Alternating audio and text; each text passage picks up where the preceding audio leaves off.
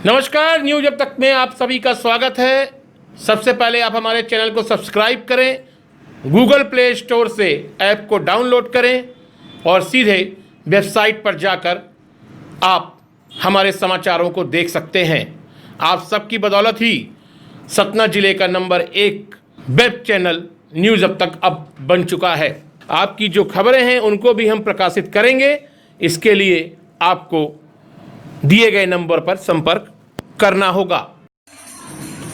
यहाँ के कर्ता धर्ता और संचालक श्रीनिवासाचार्य महाराज ने बताया कि आज के दिन भगवान विष्णु अपने शयन से उठते हैं और सभी शुभ कार्य शुरू हो जाते हैं।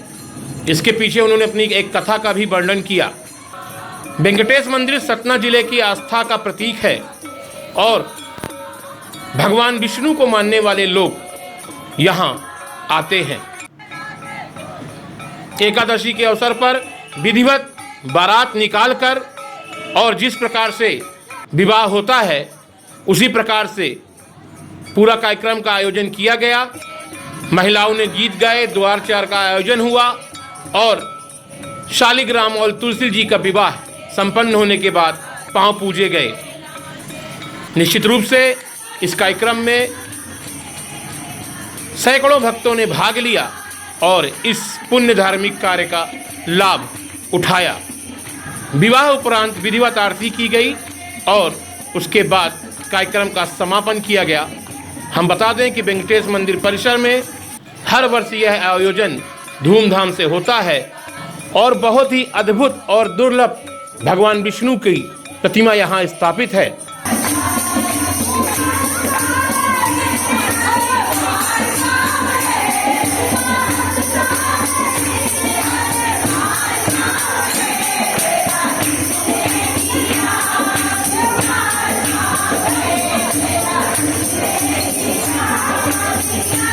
तो ये थी न्यूज अब तक पर एकादशी विशेष रिपोर्ट। एक बार फिर से आप सभी से अनुरोध है कि आप चैनल को सब्सक्राइब करें और गूगल प्ले स्टोर से हमारे ऐप को डाउनलोड करें। मैं निवेश चौरसिया मुकेश मिश्रा के साथ वरुण शर्मा, न्यूज अब तक सतना।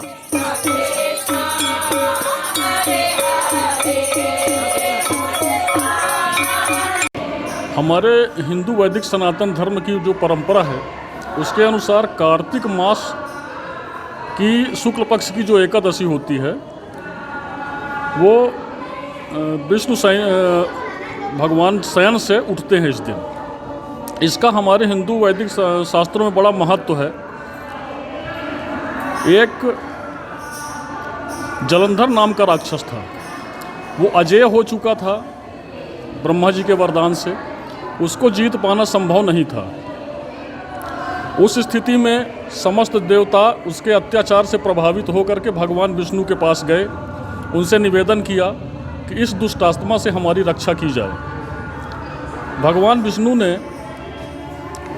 अपने दिव्य दृष्टि से देखा तो ये पाया कि उसकी पत्नी जिसका नाम वृंदा था उसके सतीत्व के कारण उसकी शक्तियाँ बढ़ी हुई थी।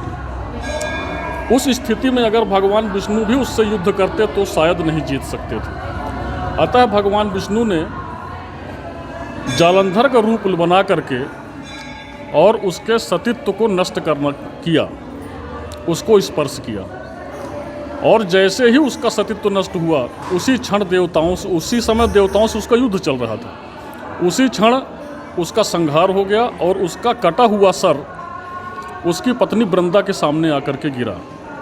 इस दृश्य को देख करके वृंदा बहुत दुखी हुई और उसने उसी समय भगवान विष्णु अपने मूल रूप में प्रतिष्ठित हुए। उसने भगवान विष्णु को सतीत्व नष्ट होने के कारण श्राप दिया कि जाओ तुम पत्थर हो जाओ, पत्थर हो जाने का श्राप दिया और वहीं अपने पति के सर को रख करके उसी में वो सती हो गई, चिता में भस्मीभूत हो गई। तो जहाँ पर वो भस्मीभूत हुई उस जगह पे एक वृक्ष उगा जो तुलसी का वृक्ष था। तो चूंकि भगवान विष्णु ने उसके सतीत्व को नष्ट किया था तो भगवान विष्णु ने उस तुलसी से शालिग्राम जो शिला बन गई थी उसका विवाह हुआ, उसका वहीं से उद्धार हुआ। उसी क्रम में हमारे हिंदू वैदिक सनातन धर्म में इस दिन शालिग्राम से माता तुलसी जी का विवाह होता है और ये उत्सव यहाँ हमारे वैदिक सनातन धर्म की परंपरा के अनुसार मनाया जाता है, बड़े हर्षोल्लास के साथ मनाया जाता है। जैसे एक विवाह की जो पद्धति है, उस पद्धति के अनुसार पहले हम बारात निकालते हैं। तो भगवान शालिग्राम और गोपाल जी की हमने शोभा यात्रा निकाली, उसका भ्रमण हुआ। भ्रमण के बाद भगवान मंदिर में प्रवेश किए। वहाँ पर जैसे एक विवाह में दरवाजे पे दूल्हे का पूजन होता है, उसी परंपरा के अनुसार भगवान का पूजन हुआ। उसके उपरांत कन्यादान, और कन्यादान के उपरांत अब कुछ ही क्षणों में पौ पूजी का जो एक आयोजन होता है वो संपन्न हो रहा है और बहुत बढ़िया भजनों के साथ यह आयोजन बहुत हर्षोल्लास के साथ मनाया जा रहा है। मेरा नाम श्रीनिवासाचार्य, मैं वेंकटेश मंदिर की संपूर्ण व्यवस्थाओं को देखता हूं और संचालन की संपूर्ण व्यवस्था का दायित्व मेरे ऊपर है। और ये सभी आयोजन मंदिर के महंत श्री श्री 1008 श्री श्री स्वामी सत्यनारायणाचार्य जी महाराज के संरक्षकत्व में आयोजित होता है।